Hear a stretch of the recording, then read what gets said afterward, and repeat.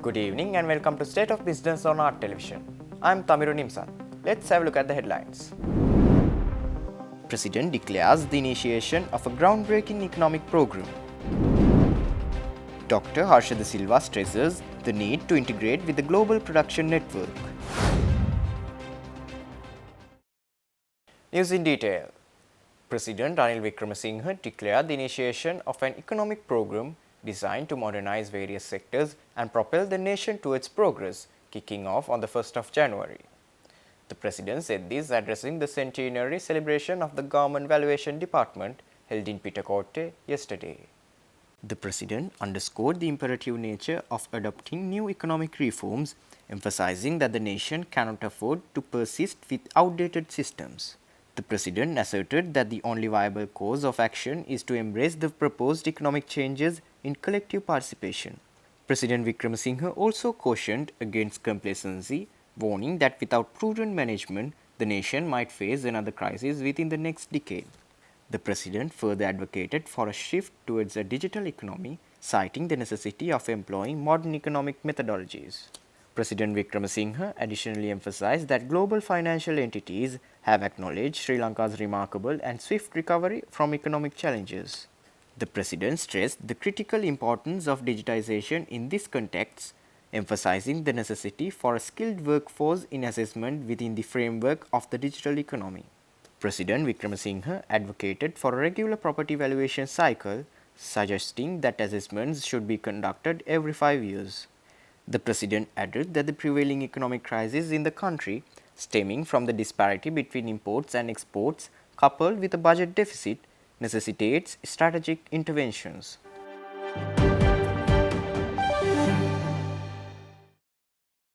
Opposition MP Dr. Harsha De Silva said that in order to alleviate the people from poverty, the country as a whole must participate and be a player in the global production network. The former minister pointed out that countries like Vietnam has been able to make significant strides in alleviating internal poverty by increasing export revenue by a substantial amount.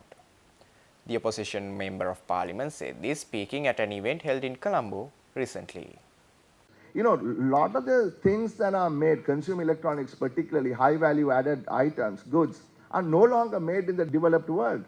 You know, it's in the developing world. And a lot of the production has moved to these countries. I get it, right? I still have time, right? Move to the, and it is sliced production. It's sliced production. Nobody makes any particular high-value electronic good in a particular country. And, you know, vertically integrated companies actually, because they hold patents and so on, you know, slice the production and get countries that can do that slice of production become a part of these global production networks. That is how countries are taking people out of poverty. Look at Vietnam. You know, Vietnam and Sri Lanka exported $3.5 billion in 1994-95 as, you know, soon after Mr. Premadas's, you know, garment program had, you know, begun to show results. Today, last year we exported $12.5 billion and Vietnam exported $335 billion. It's going to close upon $400 billion. And if you've been to any of the large Vietnamese cities or even rural Vietnam, you'll see people coming out of poverty. You see it happen. You see it happen, right? Because of the integration with the global marketplace. Speaking at the event, Dr. Harsha De Silva also said that the inequality in information is hindering the ability of small-scale entrepreneurs to connect to the global market. He further pointed out that the integration of digital technologies more efficiently will mitigate the inequality of opportunity created due to a lack of information. Where is the information asymmetry issue going to be addressed? So these are the issues that policymakers must ensure. You know, we can hand out things, sure, that's good in the short term. But unless you are able to remove the asymmetry in information in the small farmer or the small entrepreneur in the village and the big buyer, this will never happen. So information markets, you know, giving the right information to the people, give the information to the small guy, and she will or he will be able to make use of that. So those are the kinds of, like for instance, Aadhaar in India, how Aadhaar, the digitalization and the information sharing has created massive opportunities for small entrepreneurs to get bank loans. Everybody is saying, you said access to credit. We can't get credit because banks, it's not their money, it's depositors' money. You have to make sure that you get the money back. Not everybody is creditworthy as the other person. So how do you make sure that you are creditworthy? Even if I'm creditworthy, how do I show the bank I'm creditworthy? So how can you really practically do it is by ensuring that your electricity bill has been paid on time, etc., through digitalization. So these are the policies into the future that we have to consider.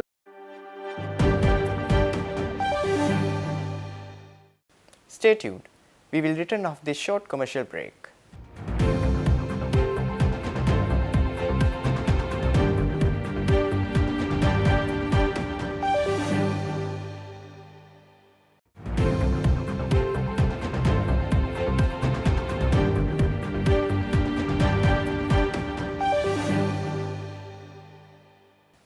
Welcome back after the break.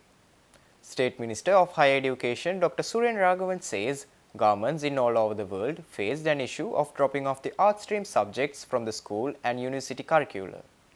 Participating in the debate on the expenditure on the Ministry of Higher Education, Dr. Raghavan said that it was not a positive trend and we have to look for the solutions.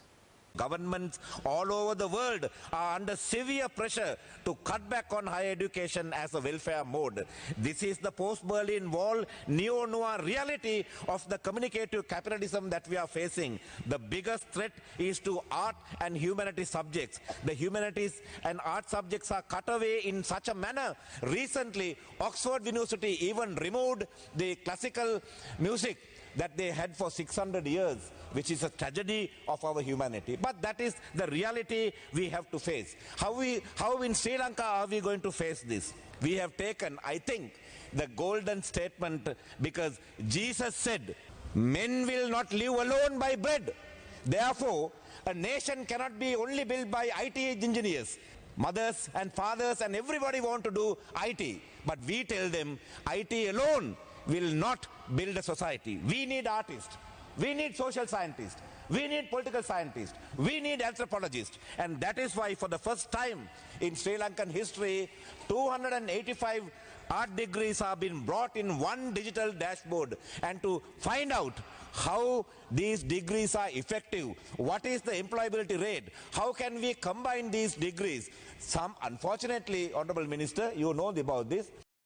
Leader of the Tamil National People's Front, parliamentarian Gajendra Kumar Ponnambalam says that the request, which was later turned into a demand requesting a salary hike for the teachers and principals, was not properly attended by the government. Speaking in Parliament this Tuesday, the parliamentarian said that he wanted the matter to be solved soon. I think last year and the year before, there was a big debate with regards to needing the salary scheme of the principals and the teachers revised. And there was a lot of trade union action, particularly during the last budget time. That trade union action reached a climax, and eventually the ministry agreed to implement the Subodhini Commission recommendations in three stages. And as the first stage, they agreed for 1/3 of the recommendations, salary recommendations revisions. But fortunately, in this budget, there is no mention of the second and third stage. So I urge the Honourable Minister to once again look at this. I mean, the last thing we want is another trade union action on a matter that had already been settled, addressed and settled. So I strongly urge that matter is also looked at as a matter of priority.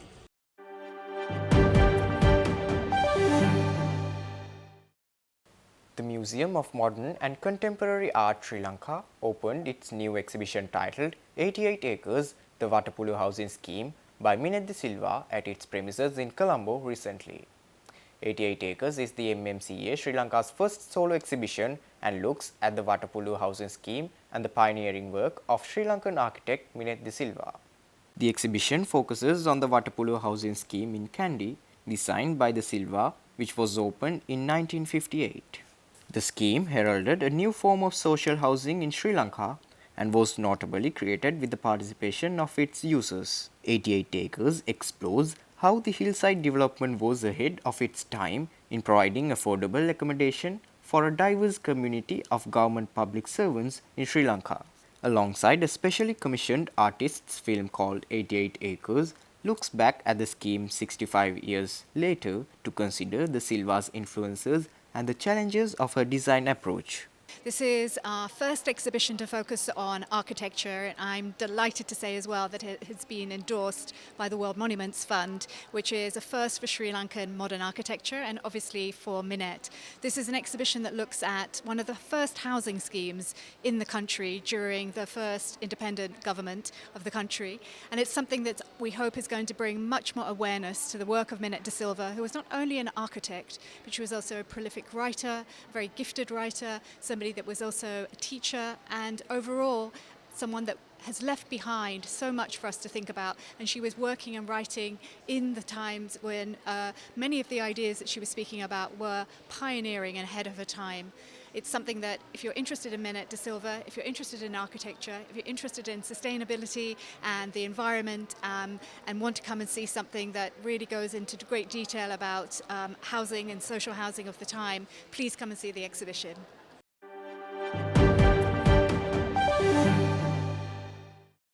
Stay tuned for the stock update.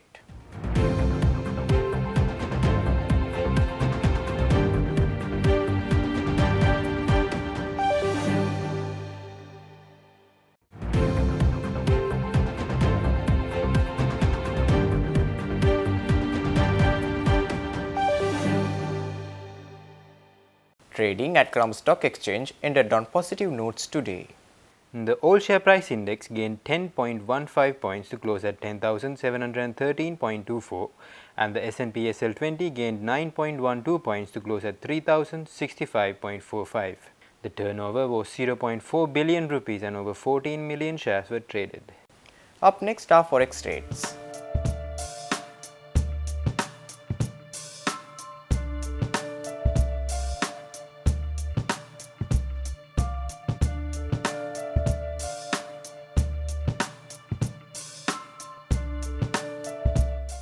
That's all on news for today. For this and more, subscribe to our channel on YouTube and follow us on Facebook. Take care and good night.